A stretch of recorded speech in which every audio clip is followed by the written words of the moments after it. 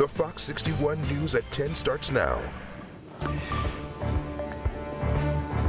We're following two breaking news stories off the top tonight. Thanks for joining us for the Fox 61 News at 10.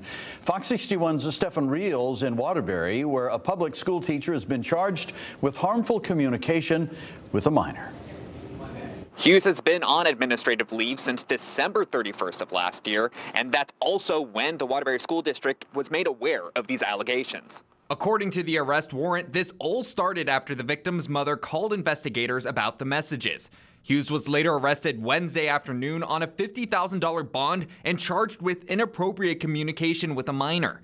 In the arrest warrant, police say the student was a 16-year-old girl, and Hughes had been calling and texting the teen since December 23rd. The earliest text message in the report was from the 27th. One of the texts included in the warrant was, quote, "Call me baby girl," and "I thought you trusted me. LOL, I don't blame you." According to the affidavit, the teen's mother said Hughes would send screenshots of videos from the teen's social media account. Mother also said the messages made the student feel afraid, and she ended up deleting her texts and phone calls with Hughes. In a statement, the superintendent of Waterbury Schools says they will work with law enforcement and, quote, "The safety and well-being of our students are of the utmost priority," end quote. Hughes is set to appear in Waterbury Superior Court on March 3rd. In Waterbury, Stephen Reels, Fox 61. And for the latest breaking updates, stay with Fox 61 on air and online at fox61.com. You can also download our free Fox 61 News app. Just scan the QR code on your screen. It was a wet, gloomy day in the state. We even saw some snow showers tonight. But are there any changes on the way? Chief Meteorologist Rachel Frank joining us now with the first check of the forecast. Rach, that's kind of a silly question to ask, isn't it? Yeah, always. Are there any changes on the way? Always changes on the way. Yeah. And in fact, we do have a follow-up system that we're watching for a messy mix on Friday and maybe some accumulating snow by early next week. But first, let's get through tonight. The changes are we're seeing any rain, snow, sleet begin to come to an end. However, we are watching the potential for black ice. We had a lot of rain out there today, enough to make the ground wet, do a little bit of melting of the snowpack, and now with temperatures that'll be dropping back below freezing, any untreated surfaces that are still wet could freeze over. So just make sure that in your yard or in your driveway that the water has a path to go and that it's just not sitting there. Overnight lows will be in the 20s as we head towards daybreak. Tomorrow actually looks like a beautiful day for a change. By noon, temperatures are in the upper 30s, and we'll see high temperatures close to 40 as we head through the afternoon. So it looks like a really nice day. But we do have a weather impact alert now in effect for Friday for a wintry mix of a little bit of snow, then some sleet, some freezing rain, and even rain. You might need some extra travel time. Make sure you've got the salt and sand at hand. There might be some school delays as well. We're going to talk more about it. Your full forecast is coming up, Brent. All right, Rach, thank you. A house fire in Southington today led to a close call for firefighters. A downed power line fell near crews who were trying to enter a home. Thankfully, no one was hurt and no equipment was damaged. This happened on Savage Street around noon. Officials say it started on the second floor. Neighbors tell Fox 61 they saw a woman and her 3 children safely leave the home. Later, Eversource crews repaired the power line. Right now, the fire marshal is investigating. And in Tolland, a proposed juvenile detention facility is now temporarily on hold after several people say they were not aware the plan was moving forward. Lawmakers and town officials now say the state has agreed to pause the possible purchase of property along the town's main commercial corridor near daycares and elementary schools.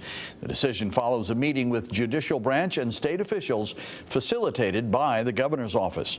They stress this is a temporary halt, not a final decision, and say community input will be key before any next steps. Police in West Hartford say a box truck driver was under the influence when he crashed into a pole yesterday morning. Take a look at these photos police shared with us of the crash. Officers say Kobe Champagne Lambert was driving on Albany Avenue when he crashed into a guardrail, went off the road, and then hit that pole. Police tell us he was hurt, but he'll be okay. Officials tell us he was on drugs and alcohol. Part of the road was closed for a few hours for cleanup. Champagne Lambert posted bond and is due in court next week. A Hartford man was sentenced to 51 years in prison following a shooting back in 2023.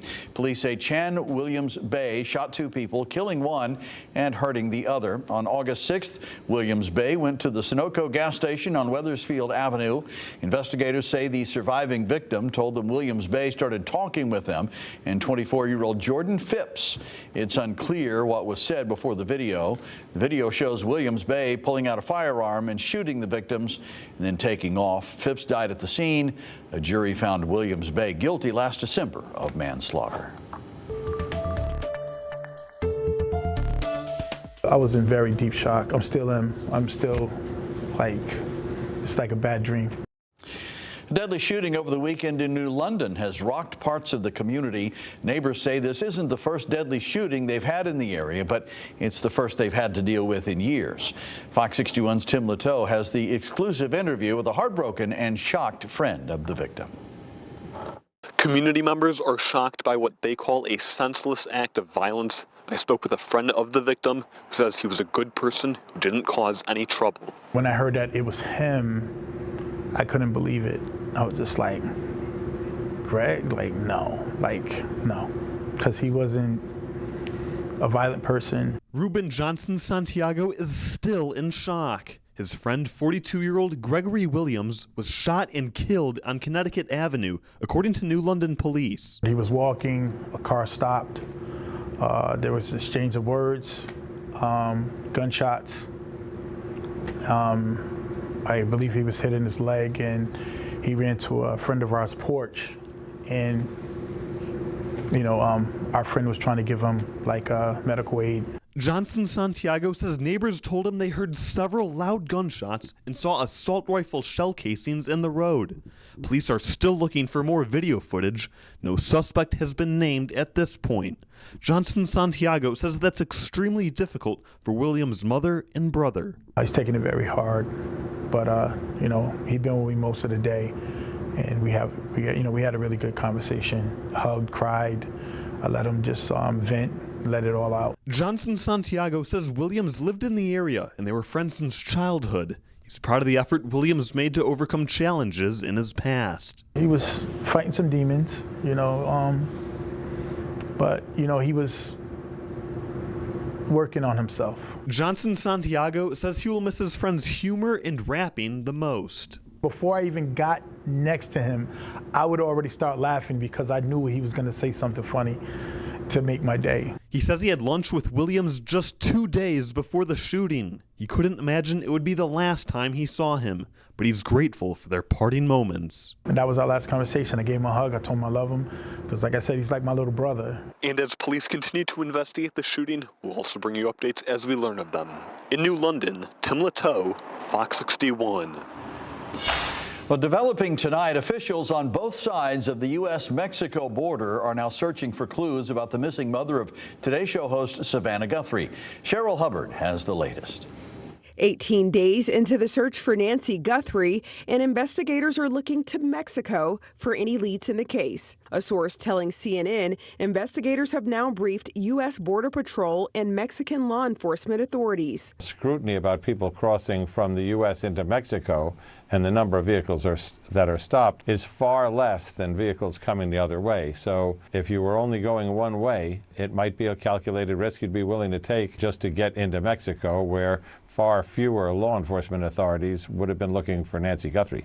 The 84-year-old Guthrie is believed to have been abducted from her secluded home in Tucson, just over an hour from the border with Mexico. Meantime, another purported ransom note demanding approximately $6 million in cryptocurrency was sent to TMZ on Wednesday. They graphically describe the consequences if they're not paid. According to a source familiar with the investigation, investigators still have no leading theory about a motive in the case. It is never too late to do the right thing. Savannah Guthrie's latest plea to do the right thing now echoed on a sign outside of Guthrie's home, along with the message, "Let Nancy come home." Her community desperate for any information as a growing tribute of yellow flowers and ribbons are left as a show of their lasting hope. Cheryl Hubbard, Fox 61. Law enforcement is reviewing thousands of tips in the case, and there is a $100,000 reward for information on Guthrie's whereabouts.